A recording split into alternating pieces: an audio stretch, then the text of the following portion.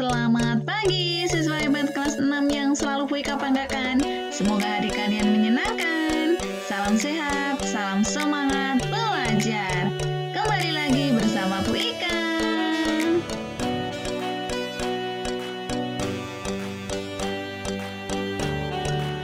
Kali ini kita akan belajar tema 5 wirausaha, subtema 1 kerja keras berbuah kesuksesan, pembelajaran 5. Tujuan belajar kita yang pertama, kita akan mengidentifikasi posisi dan peran Indonesia di bidang ekonomi dalam lingkup ASEAN. Yang kedua, kita akan menggali logo dan makna gambarnya.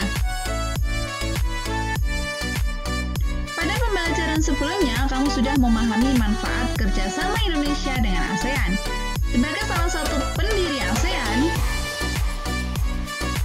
Indonesia memiliki peran penting terutama dalam kerjasama di bidang ekonomi. Indonesia melakukan pertukaran barang dengan negara-negara ASEAN.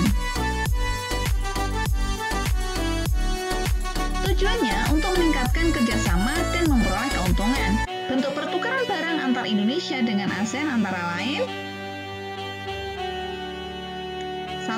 Pertukaran sandang. Indonesia memiliki beragam budaya yang sudah dikenal hingga mancanegara. Salah satunya adalah batik. Indonesia menjual batik-batik buatan pengrajin Indonesia ke negara-negara ASEAN. Selain itu, Indonesia juga mengekspor batik-batik buatan pengrajin Indonesia. Selain itu, Indonesia juga mengekspor kain wol dan kapas yang merupakan bahan baku pembuatan pakaian. Indonesia mengimpor mesin-mesin buatan pakaian berskala besar dari Singapura. Indonesia juga mengimpor benang sintetis dari Malaysia.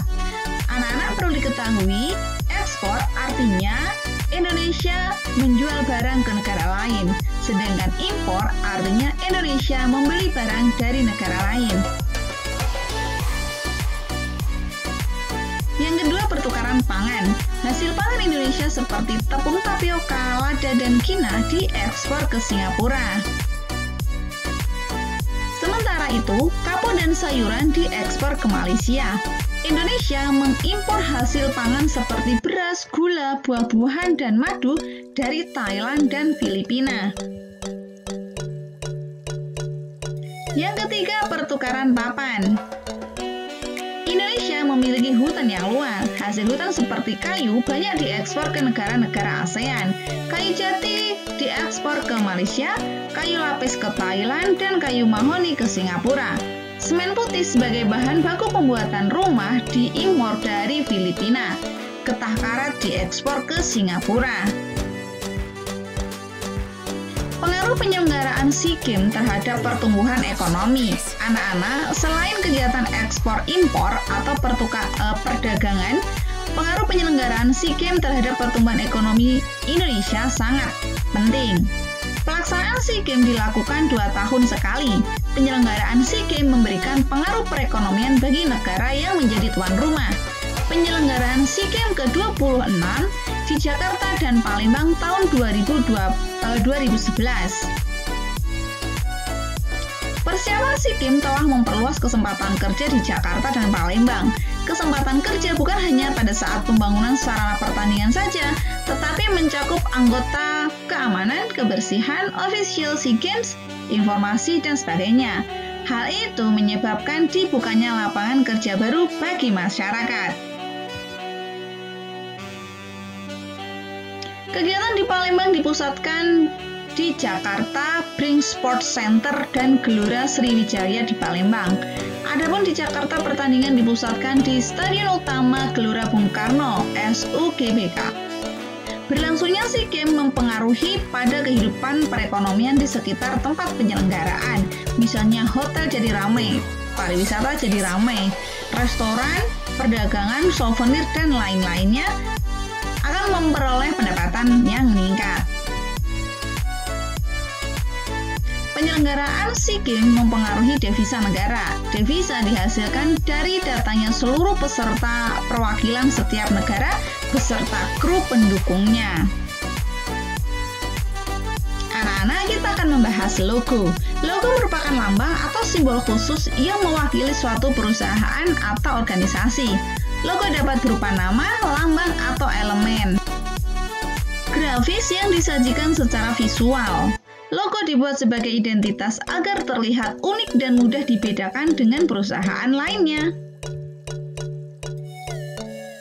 Desain logo dibuat secara profesional, simpel atau sederhana dan menarik.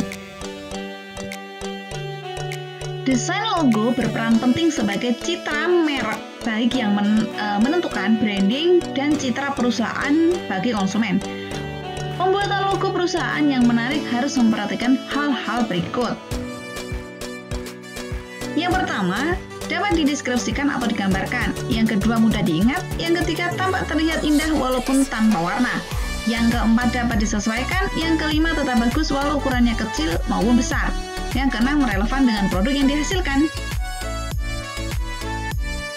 Melalui logo, pemilik perusahaan atau organisasi ingin menyampaikan citra positif melalui sebuah tampilan sederhana dalam bentuk simbol. Sebuah logo juga mempunyai makna dan arti tertentu. Logo harus unik dan mudah diingat, enak dipandang dan relevan. Langkah-langkah membuat logo: yang pertama, tentukan tema, misalnya persahabatan, kebersihan, pendidikan, seni, atau yang lainnya. Yang kedua, membuat simbol gambar yang mewakili tema. Yang ketiga, menuliskan kata atau kalimat yang mewakili tema.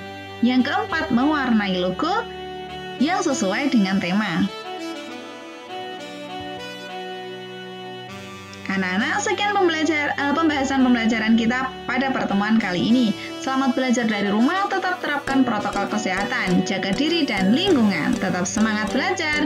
Terima kasih. Wassalamualaikum warahmatullahi wabarakatuh.